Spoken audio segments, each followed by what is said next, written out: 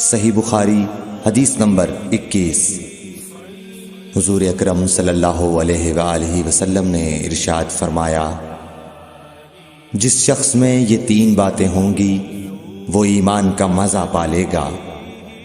ایک یہ کہ وہ شخص جسے اللہ اور اس کا رسول ان کے ماں سوا سے زیادہ عزیز ہوں، اور دوسرے یہ کہ جو کسی بندے سے محض اللہ ہی کے لیے محبت کرے، اور تیسری بات یہ کہ جسے اللہ نے کفر سے نجات دی ہو پھر دوبارہ کفر اختیار کرنے کو وہ ایسا برا سمجھے جیسا آگ میں گر جانے کو برا جانتا ہے۔ صحیح بخاری حدیث نمبر 22۔ حضرت محمد مصطفیٰ صلی اللہ علیہ وآلہ وسلم نے فرمایا، جب جنتی جنت میں اور دوزخی دوزخ میں داخل ہو جائیں گے، اللہ پاک فرمائے گا، جس کے دل میں رائی کے دانے کے برابر بھی ایمان ہو اس کو بھی دوزخ سے نکال لو۔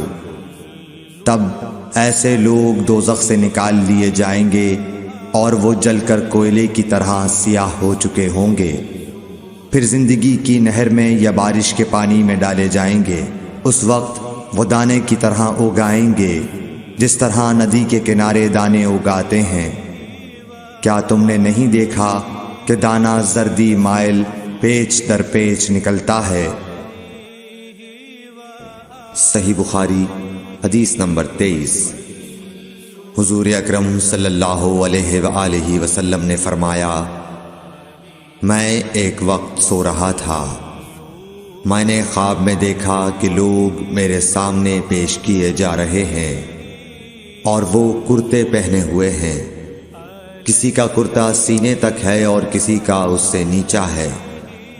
پھر میرے سامنے عمر بن خطاب لائے گئے، ان کے بدن پر جو کرتا تھا اسے وہ گھسیٹ رہے تھے، یعنی ان کا کرتا زمین تک نیچا تھا۔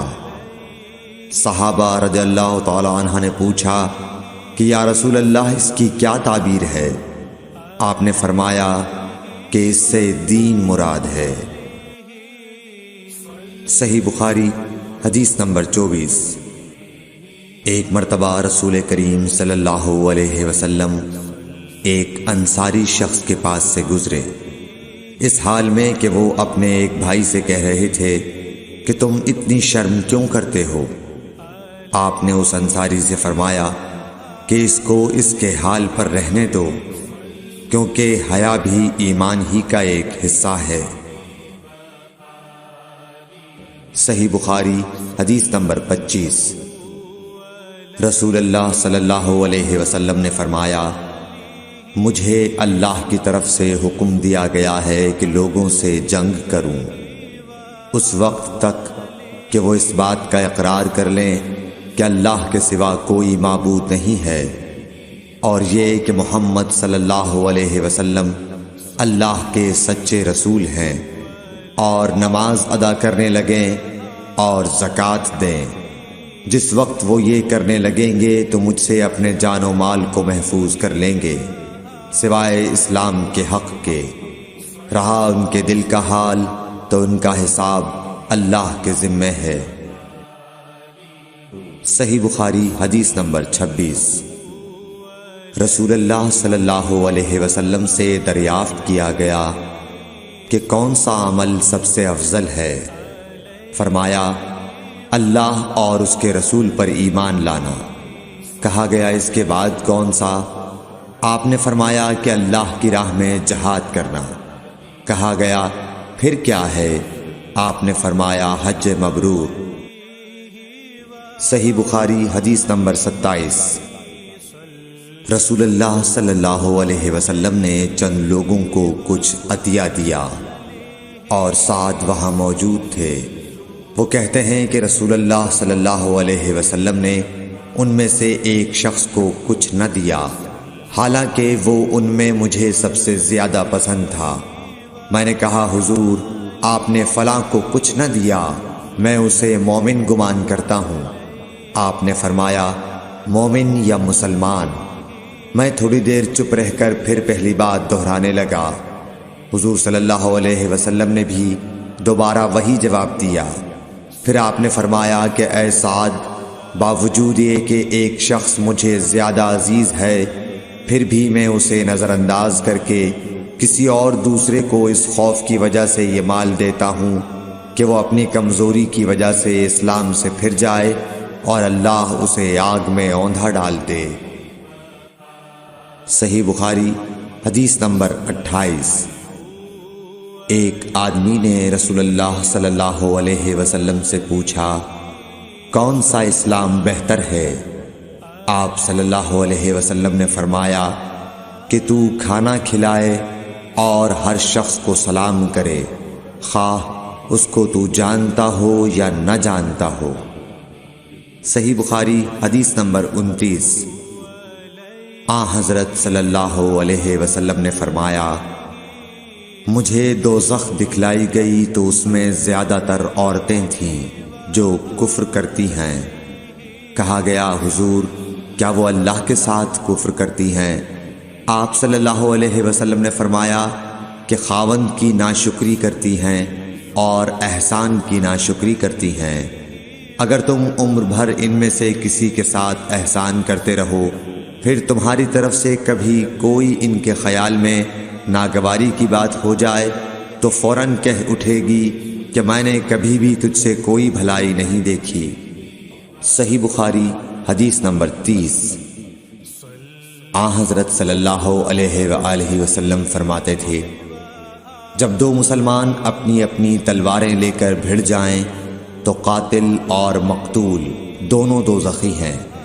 عرض کیا گیا، یا رسول اللہ، قاتل تو خیر ضرور دوزخی ہونا چاہیے، مقتول کیوں؟ فرمایا، وہ بھی اپنے ساتھی کو مار ڈالنے کی حرص رکھتا تھا، موقع پاتا تو وہ اسے ضرور قتل کر دیتا، دل کے عزم صمیم پر وہ دوزخی ہوا۔ صحیح بخاری حدیث نمبر 31۔ ابو ذر ایک جوڑا پہنے ہوئے تھے اور ان کا غلام بھی جوڑا پہنے ہوئے تھا۔ سبب دریافت کیا گیا تو کہنے لگے کہ میں نے ایک شخص یعنی غلام کو برا بھلا کہا تھا اور اس کی ماں کی غیرت دلائی یعنی گالی دی، تو رسول اللہ صلی اللہ علیہ وسلم نے یہ معلوم کر کے مجھ سے فرمایا، اے ابو ذر، تو نے اسے ماں کے نام سے غیرت دلائی ہے، بے شک تجھ میں ابھی کچھ زمانہ جاہلیت کا اثر باقی ہے۔ یاد رکھو، ماتحت لوگ تمہارے بھائی ہیں، اللہ نے اپنی کسی مصلحت کی بنا پر انہیں تمہارے قبضے میں دے رکھا ہے، تو جس کے ماتحت اس کا کوئی بھائی ہو تو اس کو بھی وہی کھلائے جو آپ کھاتا ہے، اور وہ کپڑا اسے پہنائے جو آپ پہنتا ہے، اور ان کو اتنے کام کی تکلیف نہ دو کہ ان کے لیے مشکل ہو جائے، اور اگر کوئی سخت کام ڈالو تو تم خود بھی ان کی مدد کرو۔ صحیح بخاری حدیث نمبر 32۔ جب سورہ انعام کی یہ آیت اتری، جو لوگ ایمان لائے اور انہوں نے اپنے ایمان میں گناہوں کی آمیزش نہیں کی، تو آپ صلی اللہ علیہ وسلم کے اصحاب نے کہا، یا رسول اللہ، یہ تو بہت ہی مشکل ہے، ہم میں کون ایسا ہے جس نے گناہ نہیں کیا؟ تب اللہ پاک نے سورہ لقمان کی یہ آیت اتاری کہ بے شک شرک بڑا ظلم ہے۔ صحیح بخاری حدیث نمبر 33۔ رسول اللہ صلی اللہ علیہ وآلہ وسلم نے فرمایا، منافق کی علامتیں 3 ہیں، جب بات کرے جھوٹ بولے، جب وعدہ کرے اس کے خلاف کرے، اور جب اس کو امین بنایا جائے تو خیانت کرے۔ صحیح بخاری حدیث نمبر 34۔ رسول اللہ صلی اللہ علیہ وسلم نے فرمایا کہ 4 عادتیں جس کسی میں ہوں تو وہ خالص منافق ہے، اور جس کسی میں ان 4 میں سے ایک عادت ہو تو وہ بھی نفاق ہی ہے جب تک اسے نہ چھوڑ دے۔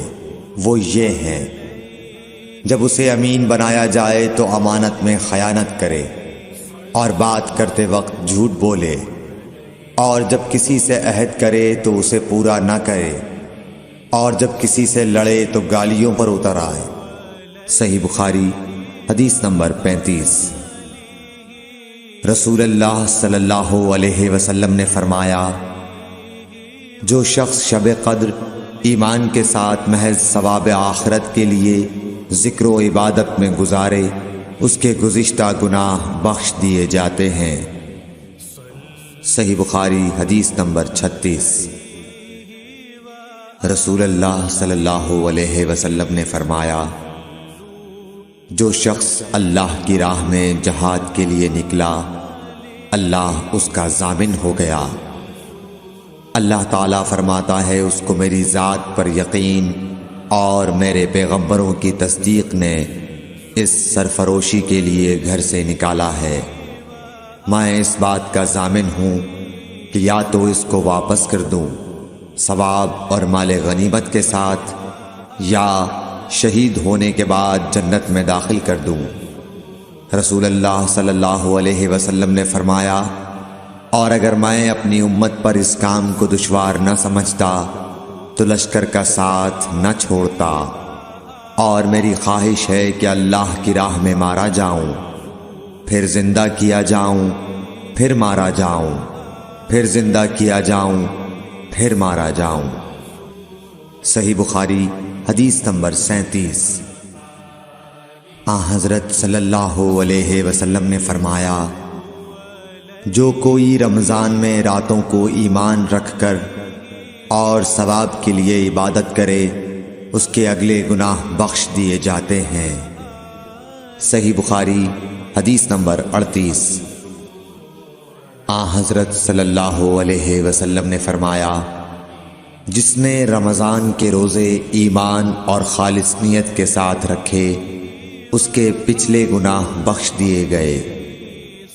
صحیح بخاری حدیث نمبر 39۔ حضرت صلی اللہ علیہ وسلم نے فرمایا، بے شک دین آسان ہے، اور جو شخص دین میں سختی اختیار کرے گا تو دین اس پر غالب آ جائے گا اور اس کی سختی نہ چل سکے گی۔ بس اس لیے اپنے عمل میں پختگی اختیار کرو، اور جہاں تک ممکن ہو میانہ روی برتو، اور خوش ہو جاؤ کہ اس طرز عمل سے تم کو دارین کے فوائد حاصل ہوں گے، اور صبح اور دوپہر اور شام اور کسی قدر رات میں عبادت سے مدد حاصل کرو۔ نماز 5 وقتہ بھی مراد ہو سکتی ہے کہ پابندی سے ادا کرو۔ صحیح بخاری حدیث نمبر 40۔ رسول اللہ صلی اللہ علیہ وسلم جب مدینہ تشریف لائے تو پہلے اپنی نانہال اترے جو انصار تھے، اور وہاں آپ نے 16 یا 17 ماہ بیت المقدس کی طرف منہ کر کے نماز پڑھی، اور آپ کی خواہش تھی کہ آپ کا قبلہ بیت اللہ کی طرف ہو۔ جب بیت اللہ کی طرف نماز پڑھنے کا حکم ہو گیا تو سب سے پہلی نماز جو آپ نے بیت اللہ کی طرف پڑھی عصر کی نماز تھی۔ وہاں آپ صلی اللہ علیہ وسلم کے ساتھ لوگوں نے بھی نماز پڑھی۔ پھر آپ کے ساتھ نماز پڑھنے والوں سے ایک آدمی نکلا اور اس کا مسجد بنی حارثہ کی طرف گزر ہوا تو وہ لوگ رکوع میں تھے۔ وہ بولا کہ میں اللہ کی گواہی دیتا ہوں کہ میں نے رسول اللہ صلی اللہ علیہ وسلم کے ساتھ مکے کی طرف منہ کر کے نماز پڑھی ہے۔ یہ سن کر وہ لوگ اسی حال میں بیت اللہ کی طرف گھوم گئے، اور جب رسول اللہ صلی اللہ علیہ وسلم بیت المقدس کی طرف منہ کر کے نماز پڑھا کرتے تھے، یہودی اور عیسائی خوش ہوتے تھے، مگر جب آپ نے بیت اللہ کی طرف منہ پھیر لیا تو انہیں یہ امر ناگوار ہوا۔ زہیر ایک راوی کہتے ہیں کہ ہم سے ابو اسحاق نے برا سے یہ حدیث بھی نقل کی ہے کہ قبلہ کی تبدیلی سے پہلے کچھ مسلمان انتقال کر چکے تھے، تو ہمیں یہ معلوم نہ ہو سکا کہ ان کی نمازوں کے بارے میں کیا کہیں۔ تب اللہ نے یہ آیت نازل کی، وَمَا كَانَ اللَّهُ لِيُضِيعَ إِيمَانَكُمْ، سورہ بقرہ آیت نمبر 143۔